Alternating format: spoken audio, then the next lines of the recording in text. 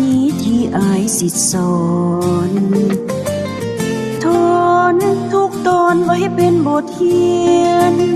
อายเป็นคนสอนให้น้องมันภาคเพียรทั้งอ่านและเขียนบันทึกเมียนในหัวใจบทฮักนี้ที่อายให้ไว้เจ็บฝังใจหรือไทยบ่หายบทเขียนบทฮักสลักซึ้งสวงในแต่บทสุดท้ายต้องห้องให้หลั่งน้ำตาบทฮักบทเรียนเขียนลงใจ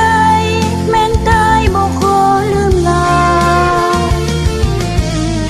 คือใจให้หูงูที่สอนจำไว้สั่วสีวาที่มีใจกรุณาสอนตำลาความหักใจคนบทฮักนี้น้องขอจดจำทุกรักกรรมซ้ำใจอดทนจะเก็บเอาไว้ให้เป็นบทเรียนสอนตนตราบนานสั่วจนชีวิตนี้สิ้นลมหายใจ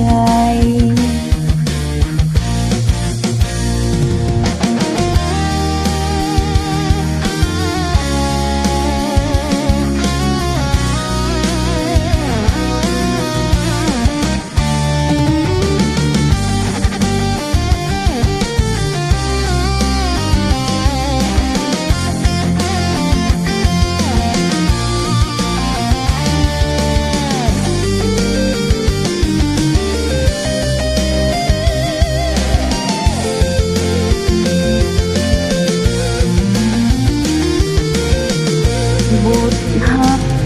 บทเรียนเขียนลงใจแม้นตายบ่ขอลืมลาคือใจให้หูงูที่สอนจำไว้สั่วสีวาที่มีใจกรุณาสอนตำลาความหักใจคนหมดฮักนี้น้องขอจดจำทุ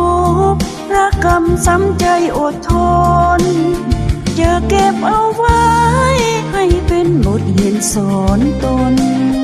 ตราบนานสั่วจนชีวิตนี้สิ้นลมหายใจ